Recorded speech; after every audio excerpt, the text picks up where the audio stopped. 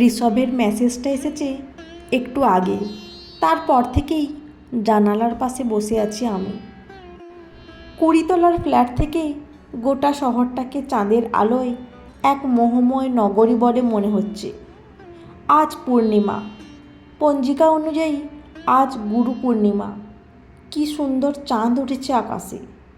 এক মোহময় স্নিগ্ধ আলো চারিদিক আলোকিত করে তুলেছে। কিন্তু এই চাঁদ সেই রাতের মতো মোটেও না। এটা অবশ্য আমার চোখের দৃষ্টি দিয়ে দেখা আলোর কথা বলছি না, এটা আমার মনের কথা। আমার মনের এই কথাটা যদি কাউকে বলি, তাহলে সে হয়তো আমাকে পাগল ঠাওরাতে পারে। এই সব বিশেষ রাতে চাঁদের আলো যে কি অপূর্ব শোভা ধারণ করে তা সবাই জানে। তাহলে এই কথা বলার মানে কি? কিন্তু আমার মন মানে না, আর সেই কারণেই আমি প্রতি রাতে আমার ঘরের জানালায় বসে থাকি চাঁদের অপেক্ষায়। প্রকৃতিপ্রেমিক তা নয়, তবে থাকি অপেক্ষায়। আর পূর্ণ থালার মতো চাঁদের। সবাই জানে প্রতি মাসেই একবার করে অমাবস্যা হয় আর একবার করে পূর্ণিমা। তাহলে মাসের এক রাত যদি চাঁদকে নাও দেখা যায়, বাকি রাতগুলোতে তো সে হাজির থাকে, তা যে সময়ই হোক না আর যে চেহারাই হোক না কেন। তাহলে আর হাপিতেস করে বসে থাকার কি মানে? সন্ধ্যা হোক বা মধ্যরাত, দেখতে তো পাওয়া যাবেই। কিন্তু আমি থাকি পূর্ণ চাঁদের অপেক্ষায়, আর তা পূর্ণিমার রাতেও অনেক সময় দেখা যায় না। তাহলে পাগলের প্রলাপ নয় কি? প্রলাপ থেকে মনকে টেনে নিয়ে আবার মন দিলাম ঋষভের মেসেজে। লিখেছে, সরি, আর একবার কি চেষ্টা করতে পারি না দুজনে মিলে? আমি জানি না তুমি আমার অপেক্ষায় আছো কি না, আজও তবে দুরাশা যে এখনও আছি। নিজে যা করেছি তাতে তোমার কাছে এখনও কি করে আশা করছি তা নিজেই জানি না। ভেবে উত্তর দিও। কি উত্তর দেব আমি? হ্যাঁ নাকি কোনো উত্তর দেব না? কিন্তু নিজের মনকে প্রশ্ন করলে তো দেখতে পাচ্ছি আজও মন ওকে চায়। ভাবনায় ছেত্রে নেই হাতের মোবাইলটার মেসেজ টোন টিং আওয়াজ করে কারো মেসেজ আসার কথা জানান দিল। মোবাইলটা চোখের কাছে আনতে চোখে পড়ল জয়ন্তীর মেসেজ। কী রে পিয়ালি, জেগে আছিস? উত্তর দিলাম, হ্যাঁ, আমিও আছি আমার জানালায়। জানিস আজ ঋষভ মেসেজ পাঠিয়েছে। কি লিখেছে? বলছে আবার নতুন করে শুরু করতে চায়। তোর কি ইচ্ছে? বুঝতে পারছি না, আমার মন এখন দোলাচলে। আমাকে জিজ্ঞাসা করলে বলবো তোর মনের কথাটা খুলে বলে দে দেখি। এই আমার এক বান্ধবী, যে প্রতি রাতে জাগে আমার সাথে, যদিও ভিন্ন ভিন্ন জানালায় আমরা বসে থাকি। কার অপেক্ষায় আমরা? তখন আমার ক্লাস 10। স্কুল কোচিং সেন্টারে পড়তে যাওয়ার বাইরে আর কোথাও পা বাড়ানোর কথাও ভাবতে পারি না। দু একটা কোচিংয়ে জয়ন্তী আর আমি একসাথে গেলেও অঙ্ক আর বিজ্ঞান পড়ি আমার ছোটদার কাছে। ছোটদা তখন সবে অঙ্কে মাস্টার্স করছে, কিন্তু পরীক্ষার আগে আগেই দাদা এক নামী স্কুলে অঙ্কের শিক্ষক হিসেবে যোগদান করলো। দাদা নিজের কাজে ব্যস্ত হয়ে পড়াতে আমি পড়লাম বিপদে। পরীক্ষার বৈতরণী কিভাবে পার হব তখন আমার সেটাই চিন্তা। এমন দিনে আমার অভিন্ন হৃদয় বান্ধবী জয়ন্তী বলল, তুই আমার বাড়িতে আয়, আমি যার কাছে পড়ি তাকে অনুরোধ করে দেখব তোকেও পড়িয়ে দেন কিনা। এক বিকেলে স্কুল ফেরত গেলাম ওদের বাড়ি। আমরা পৌঁছানোর আধা ঘন্টা পর ওর স্যার এলেন। পরিচয় হলো ঋষভের সাথে জয়ন্তীর বাড়িতে। জয়ন্তীর কাছে আমার সমস্যা শুনে বললেন, দেখি তোমার খাতা। স্কুলের খাতা এগিয়ে দিতে চুপ করে বসে রইলাম। খানিকক্ষণ গম্ভীরভাবে উল্টে পাল্টে দেখার পর বললেন, ঠিক আছে, তুমিও পড়তে আসবে, আর ওর কাছে জেনে নিও কবে কবে ক্লাস। আর একটা কথা, আমি কিন্তু ক্লাসে দেরি করে আসা পছন্দ করি না। শুরু হলো পরীক্ষার জন্য তৈরি হওয়া। পরীক্ষা এলো, পেরিয়েও গেল এবং 3 মাস পর ফলাফল যখন বেরোলো, জানলাম আমরা 2 বান্ধবী দারুণ করেছি। পরীক্ষার ফলাফল বেরোনোর পর ঋষভ এলেন জয়ন্তীদের বাড়িতে আমাদের ফলাফল জানতে।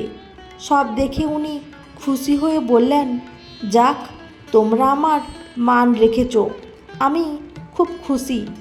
আমি আর জয়ন্তী দুজনেই বিজ্ঞান নিয়ে ভর্তি হলাম। ঋষভ আবার পড়াতে এলো, তবে এবার আমার বাড়িতে। আমার বাবাই ঠিক করে দিলেন। পড়া বেশ এগিয়ে চলল। তার সাথে ধীরে ধীরে কবে যে আমার মন ওর পায়ে সমর্পণ করলাম সেটা বুঝতেই পারলাম না। বরদা প্রিয়ব্রত শ্রী তানিয়াই প্রথম ধরতে পেরেছিল আমাদের মনের কথা। বলেছিল, তুমি কি ওকে তোমার মনের কথা জানিয়েছ? লজ্জায় রাঙা হয়ে না বলেছিলাম। সে বলেছিল, এমন ভুল করো না, তাড়াতাড়িই জানিয়ে দাও। সেই রাতের কথাই এবার বলি, যার স্মৃতি আজও মনে ঝিনুকের মধ্যে মুক্তোর মতন রয়েছে। সেদিন ঋষভ এসেছে পড়াতে। হঠাৎ লাইটটা দপ করে নিভে গেল, লোডশেডিং। আর কপাল গুনে সেদিন আমাদের ইনভার্টার খারাপ। বৌদি মোম ধরিয়ে দিয়ে গেল আর যাওয়ার সময় কানে ফিসফিস করে বলে গেল, আজই সুবর্ণ সুযোগ। ওদিকে মোমের আলোয় পড়া সম্ভব নয় বলে ঋষভ বলল, তাহলে আজ আমি আসি। আমি বললাম, মনে হয় কিছুক্ষণের মধ্যেই ফিরে আসবে। তাহলে চলুন, আমরা বরং ছাদে যাই। হঠাৎ উৎসাহিত হয়ে ও বলল, চলো, আজ পূর্ণিমা। তুমি তো অ্যাস্ট্রোনমি নিয়ে পড়বে ভেবেছ? চাঁদের কলঙ্কগুলি কেমন হয় তা দেখবে। উঠে এলাম ছাদে। নীরস ভৌত বিজ্ঞানের পড়া শুনতে শুনতে খেয়াল করলাম কখন ও চুপ করে গেছে। বেশ মন দিয়ে চাঁদ দেখছি তখন। হঠাৎ কাঁধে হাত পড়তে ওর দিকে ঘুরে দেখি ও গভীর দৃষ্টিতে তাকিয়ে আছে আমার দিকে। পূর্ণিমার আলোয় ওর চোখে পড়লাম এক অপূর্ব প্রেমক্ষার, যা এর আগে কোনো দিন দেখিনি। ফিসফিস করে আমার কানে বলে উঠল, আমি তোমাকে ভীষণ ভালোবাসি প্রিয়া। এই কথাটা কানে যেন মৌমাছির গুঞ্জন ভরে দিল। জড়িয়ে ধরলাম ওকে। ওর ঠোঁট নেমে এলো আমার ঠোঁটের ওপর। খানিকক্ষণ পর যখন ছেড়ে দিল, তখন আমার সারা শরীর জুড়ে এক অপূর্ব ভালোবাসার ভালো লাগা। এরপর থেকে বেশ এগোতে থাকলো আমাদের ভালোবাসার বৈতরণ। আমার সবথেকে প্রিয় বান্ধবীও জানলো আমাদের ভালোবাসার কথা। এর মধ্যে আমরা স্কুল জীবন শেষ করে কলেজে প্রবেশ করলাম। ঋষভও চাকরি পেয়ে চলে গেল দিল্লি। আমি স্থানীয় কলেজে ভর্তি হতে এলাম, তবে জয়ন্তী চলে গেল দিল্লি কলেজে পড়তে। দুজনের সাথেই আমার যোগাযোগ রয়ে গেল ফোনের মাধ্যমে। কিন্তু কথায় আছে না, চোখের বাইরে গেলেই মনের বাইরেও চলে যায় মানুষ। একেবারে ঠিক। দূরত্বের কারণে কিনা জানি না, জয়ন্তী আর ঋষভ খুব কাছাকাছি চলে এলো আর আমি দূরে সরে গেলাম। যখন জানলাম সেই রাতে আমার চোখে অমাবস্যার অন্ধকার নেমে এসেছিল।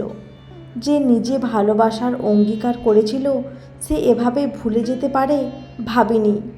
জয়ন্তীকে একটাই কথা বলেছিলাম, পারলি তোর বান্ধবীকে এরকম ধোঁকা দিতে? তুই তো আগেই চিনতিস ঋষভকে। ভালোই যদি বেসেছিলি তো ওকে আগে জানালি না কেন? তাহলে আমি অবশ্য এগোতাম না।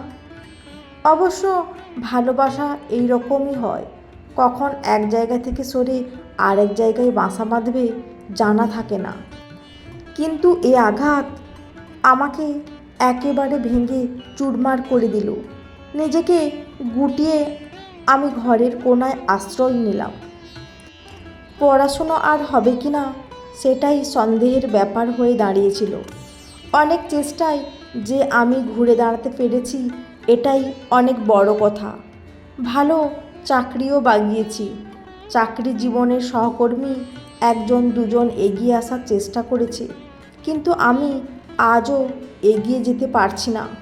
প্রথম ভালোবাসা আজও মনের মধ্যে ব্যথা দেয়, কিন্তু আমার কথা জয়ন্তীর মনে বা ঋষভের মনে কি দাগ কেটেছিল আমি জানি না।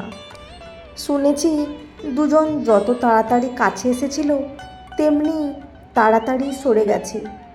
আজ ঋষভের মেসেজ এসেছে, কিন্তু আমার মনে সেই পূর্ণিমার রাত আজও ঝলমল করছে। আসবে কি সেই রাত আবার আমার জীবনে? সেই উত্তরের অপেক্ষায় আমি। বন্ধুরা, আজকের গল্পটি কেমন লাগলো?